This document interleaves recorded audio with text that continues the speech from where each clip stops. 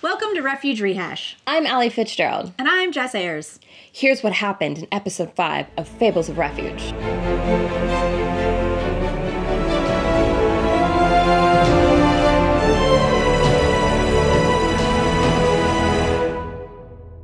The party are in the attic of the strangely morphed house of the Loa farm. They've discovered Ravain's corpse and realized that the girl who had been helping them had been dead the entire time. Whoa. I did not see that coming. I didn't either. Whoa. Her corpse has strange bird-like feet. The ghost Ravain didn't know she was dead. Poor girl. That's rough, buddy. There's a locked door in the attic, and after some attempts to unlock it and some advice from Ravain, the party figures they must need to replace all the skulls on the skeletons in the dining room to open the door. It's a puzzle. Who would have thunk? Huh. The party makes their way back down to the kitchen. Ash carefully feels his way around the pantry that is doused in magical darkness. So as you're thinking about that, Ash kind of starts to go in and just thunk and hits his head on a shelf. Ow! Oh. But you do find on the floor there are... I pulled his tail so he doesn't get lost. All right, It's thank okay, you. it's me. Thanks, What's your Sassy. name? Ash. I almost called you Carter. I'm sorry. It's okay, Ash. It's just me. I don't want you to get lost in there. Thanks, Tazu. I'm sorry. I hit That's my the head. blue hand. Your tail Oh is no! not Don't yours. touch me! Sorry. Don't touch me! Good job, I Tess. take it back. I'm so sorry. I whip my tail out from Oh, her no. throat. He finds 2 potions and, you guessed it, a skull! Woo! Now that all the skulls are accounted for, the group goes into the dining room and reattaches the remaining skulls. Once attached, the skeletons snap to attention. And suddenly, every single skull just snaps up. Whoa. Are they looking at us? The bodies start to shift, and then one stands up. He moves over to the wall, or above the fireplace that's in there, and starts messing with the painting. One of them stands up and moves the painting on the wall. He pulls a small vault out of the wall. He places it on the dining room table. The rest of the skeletons stand up and they begin marching single file out of the room. Kinda creepy. A little bit. Chandra investigates the vault on the table. She finds a large amount of money, 4 scrolls, and a healing potion. Yeah, that's probably gonna come into handy later. The party follows the skeletons on their slow march through the house, up the stairs, and into the attic. Once they reach the locked door, the skeletons climb into the wall and form an arch above the door. There's a click, and the door unlocks. Creepy. A little bit. The party cautiously enters the door into a large room. The floor is covered in roots and vines, making it difficult terrain, except for, Ash the ranger. Yep. There is an old woman sitting in the center of the room near an aging cauldron. Well, welcome, my friends. It took you long enough. What can Granny do for you? Can you take the curse off of us, please? Curse removal. Yes, we can do such things. How much? What do you want? I messaged to Ash. Everything has a cost. There is a large tree near the center of the room, and Ash notices there's some sort of wand hanging from one of the branches. Maybe that's important. Maybe. The old woman attempts to make deals with the party, revealing some ambiguous personal information about each of them. Or Granny can do lots. Become a true son, maybe? We want you to release the spirits that you've kept captured in your home. Their home.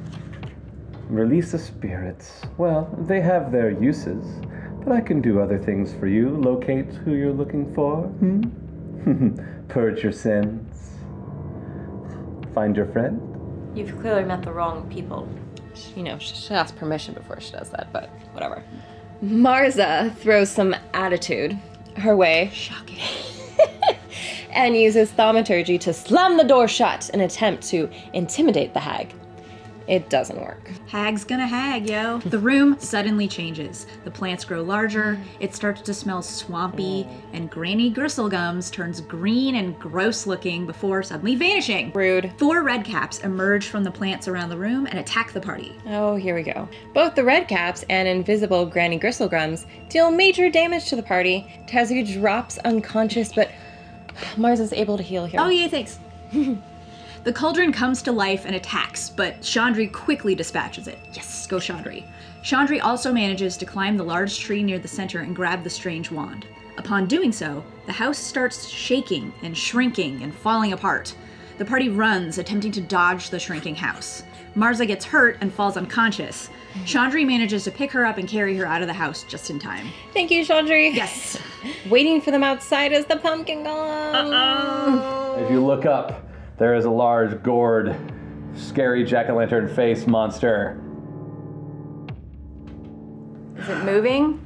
Make perception checks. They quickly notice that it is now inanimate. Oh, thank goodness. Good. Tazu smashes it with her quarterstaff. Ravain's ghost thanks them for their help and says goodbye, gifting them the farm. Ash discusses retirement as a farmer in the future before the party takes a much-needed rest. I'll probably retire here. Raise a Introducing his family. new character later to the Raising a family. You know, quiet life after my days of adventuring are over. Well, Or maybe I'll rent it out and make some money, passive income. I don't know if I'd ever see Ash plow anything. No, I don't think I could see Ash as a farmer. The next morning, they journey west. On the road, they encounter Wing, a Tabaxi monk, who tells them a story of the masked Kazu and trains Tazu in some monk techniques. As you approach, there is a kind of a cheetah-like tabaxi. He's got dark mustard fur and a white face. He's so cute. He's got a light blue robe, and he's got kind of like wrappings around his arms. And he's got prayer beads around his neck. And, hello, friends. Hello. Hi. Hello. You're a cat person. Yes, I am a cat person, but we are tabaxi. Oh, sorry. I've never seen the cat person before. Oh, well, you are in luck today. After they part ways, they continue until nightfall and they make camp. During the night, a young man approaches the camp. He and Tazu have an awkward conversation. Hello? Nah. Ah, What do you want? yeah. He's got his own like staff. He's like, I mean, I saw the fire and I was just like, It turns out the party made camp on some private farmland, and the young man was worried that the four horsemen were actually bandits.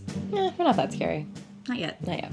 The next day, the party makes it to Balansphere, a very small town, and enter Rue's Bull Inn. They meet Bram, the proprietor, and Ketis, his tiefling son, who had met Tazu the night before. Hello. They mentioned that some dwarves and an elf had come through recently, asking about a purple tiefling named Ashkoff Varamir. actually, What did he ask you about? he was asking if a purple tiefling had come around. Interesting. Yeah, someone named, what do you say the name? Dad, what do you say the name was?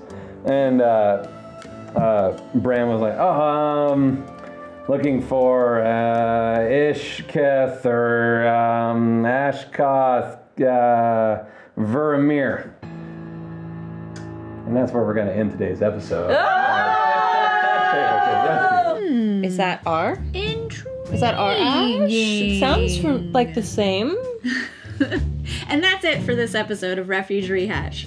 Thank you so much for watching. If you like this, please give us a thumbs up and hit that subscribe button and the notification bell so you never miss a video from us. If you really like us, please consider supporting us on Patreon. And thank you so much for watching. Bye. Excuse me. That was a weird one. Nope. There you go. The ghost of Ravain. Ravain. Okay. The party figures they must. Oh, fuck, jeez. Sorry. Suddenly a dog. And that's it for this episode of Refuge. Sorry.